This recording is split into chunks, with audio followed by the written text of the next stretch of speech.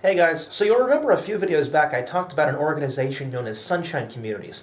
Links to the two videos I made about them are in the description. You can go and watch them at any point that you like, including now if you want. I really wouldn't know. You can just pause this and come right on back if you'd like. But anyway, a brief overview I'll give you if you haven't seen the videos about Sunshine Communities is that it's an organization that was developed in the 1950s by a couple from Maumee, Ohio in order to care for children with developmental disabilities. Eventually the organization expanded to include adults with disabilities, thus creating the Sunshine Communities that we know today. Now, the videos that I made were about a proposition that Sunshine had made to the church that I attend out here in regards to building 2 new group homes on a plot of land that the church owned, which required many special building permits in order to have it happen. Thankfully, all of the building permits were approved and the church community was overwhelmingly supportive of the homes being built. Now, the groundbreaking ceremony happened in May. That's one of the videos that's down below, but the actual groundbreaking of the land itself didn't really happen until July, mostly because of several issues that the contractors ran into that they knew they were going to have, and several issues that they did not know they were going to have. The first issue they had was the land did not have an immediate connection to a water line.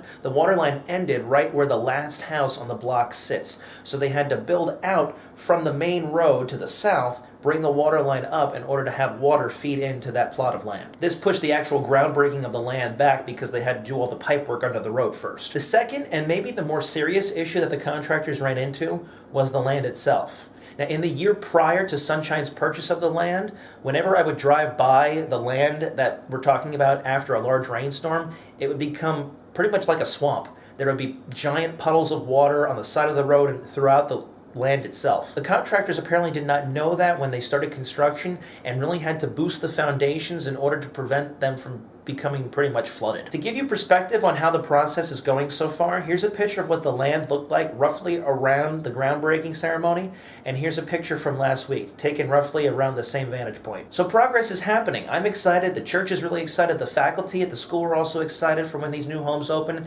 and we're looking forward to all of the new opportunities that we're going to have with these new residents that are coming into our community. The tentative completion date for the first house, which is the one that's under construction in that picture, is the spring, but again, that's all subject to change depending on anything that happens. I want to try to keep these updates coming on this channel. I'm not sure how often I can make them, but I will try to make them maybe once every 6 weeks or so. We'll see what happens. Thank you all for watching. Take care, God bless, and I'll see you next week.